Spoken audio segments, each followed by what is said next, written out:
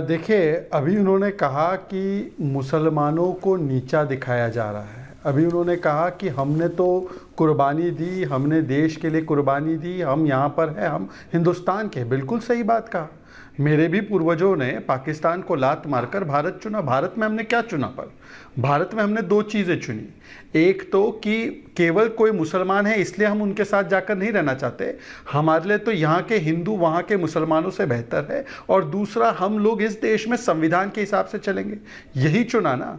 अब मुझे बता दीजिए कि संविधान को माना है यदि इन्होंने, तो जब सुप्रीम कोर्ट ने 3 तलाक का कानून बनाने के लिए कहा तो क्या मौलाना ने माना? जब सुप्रीम कोर्ट ने अयोध्या का फैसला सुनाया तो क्या मौलाना ने माना? जब सुप्रीम कोर्ट ने शाह बानू से शायरा बानू तक के फैसले सुनाए, क्या मौलाना और उनकी बिरादरी ने माना? जब सर तन से जुदा के नारे लगाए जाते हैं और रूल ऑफ लॉ, संविधान, अंबेडकर जी के संविधान को हाथ में लेने की बात कुछ लोग करते हैं, तो मौलाना ने फतवे जारी किए कि सर तन से जुदा वाला यहाँ पर नहीं चलेगा। जब 12 साल की बच्ची का शोषण करते हुए, बलात्कार करते हुए एक 65 साल का बुढ़ा उससे शादी करता है, तो यही मौलानाओं की फौज आ जाती है ना, ये हमारा धर्म का अधिकार है। अब स्वामी दीपांकर बैठे हैं, स्वामी दीपांकर कभी जस्टिफाई नहीं करेंगे। स्वामी दीपांकर बोलेंगे ये धिक्कारता हूं मैं कि अगर एक 12 साल की बच्ची के साथ 65 साल का बुड्ढा शादी करेगा और कानूनी कार्रवाई उस बुड्ढे पर हो। पर अब मौलाना से पूछो तो मौलाना बोलेंगे ये मेरे धर्म का अधिकार है, ये मेरा अधिकार है, 4 शादी करना मेरा अधिकार है, 3 तलाक देना मेरा अधिकार है। तो पूछे मौलाना से कि जब देश को अपनाया, भारत को अपनाया, तो भारत का संविधान नहीं अपनाना था क्या? और जहाँ तक सनातन बोर्ड की बात है, अब तो इन्हीं के बिरादरी के लोगों ने एक कमेंट किया है, जिसकी जितनी संख्या भारी उसकी उतनी हिस्सेदारी। तो भाई बात तो बिल्कुल सही है।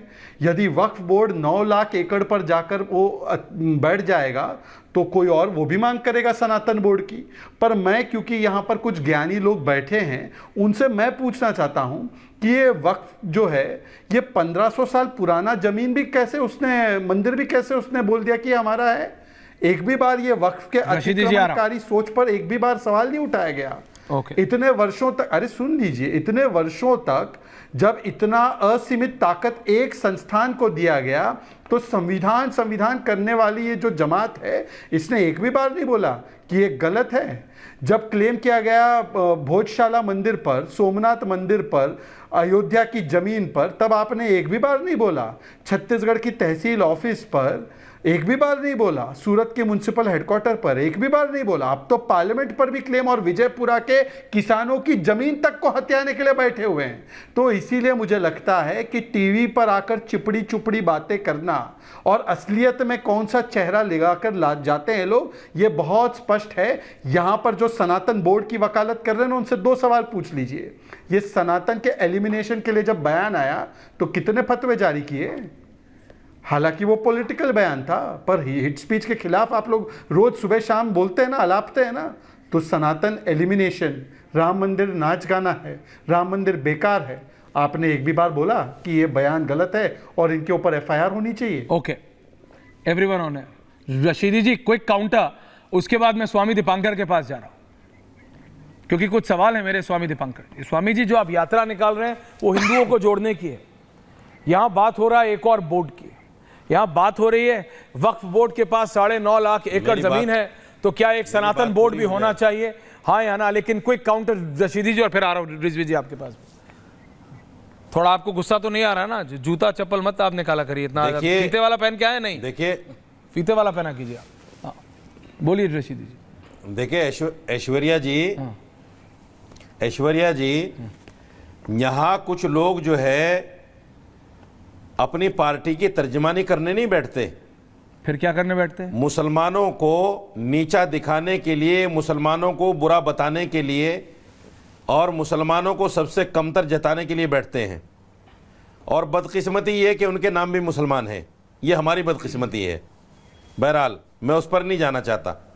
मैं इस पर आना चाहता हूं कि ये मेरे पास एक लिस्ट है। क्या लिस्ट है? 1970 का गजट है ये। हाँ, 1970 के गजट में दिल्ली के अंदर ये 250 बीघा जमीन ये जो ईमानदार बने बैठे हैं ना बीजेपी के लोग, ये ईमानदार पहले ये हमारी जमीन वापस कर दें और ये वक्फ बोर्ड जो है सरकारी हाथों से निकाल दें। क्यों सरकार कब्जा करे बैठी है वक्फ बोर्ड पर? गुरुद्वारा प्रबंधक कमेटी की तरह सरकार इसे हमें क्यों नहीं दे देती मुसलमानों को?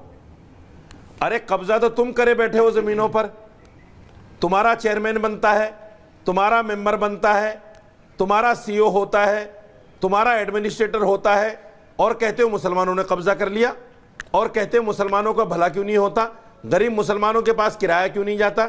सारा तो सरकार खा रही है। कुछ लोग कहते हैं कि मंदिरों से आमदनी होती है उसका 1% भी सरकार खर्च नहीं करती। हम ये कहते हैं कि हमारी सैकड़ों करोड़ की संपत्ति ये सरकारी तो खा रही है, मुसलमानों के पास तो है ही नहीं है, इसका किराया भी नहीं देती सरकार, कब्जा करे बैठी है। अरे ईमानदार लोगों, इसे वापस तो कर दो। अगर करप्शन खत्म करना चाहते हो, इसको पहले मुसलमानों को वापस कर दो और फिर बोलो कि हम ईमानदार हैं, मुसलमानों की भलाई के लिए काम कर रहे हैं। आप इसको मजिस्ट्रेट को देना चाहते हो। मजिस्ट्रेट किसका होता है? सरकार का होता है।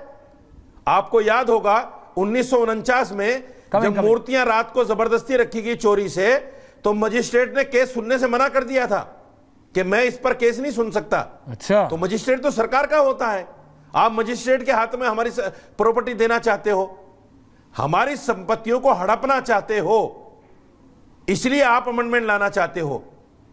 आप अगर ईमानदार हो, हमारी ये प्रॉपर्टियां वापस कर दो और वक्फ बोर्ड को मुसलमानों के हाथों में दे दो। मतलब शहजाद ये कह रहे भाई एयरपोर्ट इनको दे दो। करता है स्वामी जी, बनाओ सिख बोर्ड, बेसिकली कह रहे हैं एयरपोर्ट दे दो, पूरा शांति निकेतन दे दो, पूरी मंगोलपुरी दे दो, पार्लियामेंट भी इनका है। दावा इनका आप मतलब 250 बीघा, क्या मुझे लगा 2500 बीघे पे तो नहीं है कहीं। ऐश्वर्या नहीं सर, ऐश्वर्या क्या करेगा इसमें? ऐश्वर्या कपूर, आप एंकर हो, तो मैंने कब बोला कि नहीं हूं? आप उसके बाद स्वामी दीपांकर जी को रशीदी जी, आप ईमानदारी की बात करो। तो मैंने ईमानदारी की तो करी। आप कह रहे हो दे दो सब, तो मैं कह रहा हूं दे दो सब। मैंने कब कहा? मैंने कब कहा? अरे 250 बीघा कहाँ है कि एयरपोर्ट दे दो? तो 250 बीघा आपके घर में है क्या? अरे शर्म करो भाई। मैं क्यों शर्म करूं भाई? आप करिए शर्म, मैं क्यों करूं? मुझे क्यों शर्म? मैं ऐसे काम नहीं करता कि मुझे शर्म करनी पड़े। शर्म क्यों करूं? 250 बीघे आप बड़े हैं मेरे से उम्र में, मैं आपको हमेशा इज्जत से बात करता हूं, लेकिन शर्म दिलाने वाले काम मैं नहीं करता। जो करता है उसको दिलाइए। आप ही के एक मौलाना साहब है जिन्होंने कहा था एयरपोर्ट से लेके मंगोलपुरी और शांति निकेतन से लेके पार्लियामेंट आपका है। हाँ, झूठ मत परोसो। अरे सच है गुरुजी, तो कहो तो चला दूं ऑडियो, फिर आपका ऑडियो चला जाएगा। हालांकि शहजाद काउंटर, शहजाद कोई काउंटर पेपर दिखा रहा हूं मैं। हाँ, तो मैं ही तो कह रहा हूं, दे दो ना, ये मांग रहे हैं पेपर लाए। स्वामी जी भी रुके ये पार्लियामेंट के पेपर लाया शहजाद जी, कोई काउंटर, फिर स्वामी जी बोल रहे हैं। ऐश्वर्या देखिए, मैं बार बार कह रहा हूँ, स्वामी दीपांकर जी को इंतज़ार कराना मुझे तो गवारा नहीं लगता। मैं अपनी बात छोटे में रखना चाहता हूँ। मैंने कौन सा मुसलमानों को बदनाम किया है भाई? बदनाम तो वो होते हैं जब पसमानदा समाज को बैठने नहीं दिया जाता, अशरफ समाज के द्वारा मस्जिदों में घुसने नहीं दिया जाता, कब्रिस्तान में जगह नहीं दी जाती, और कहा जाता है कि हम तो बहुत पाक है, तुम लोग सब गंदे हो। मस्जिद में पसमानदा नहीं जाते, ये बदनाम करना होता है। मैंने तो एक फैक्चुअल बात बोली, बीच में नहीं ऐश्वर्या, बीच में नहीं। Please don't be personal. यहाँ पर सब पैनलिस्ट हैं। रशीदी जी, और झूठे ये क्या होता है रशीदी जी?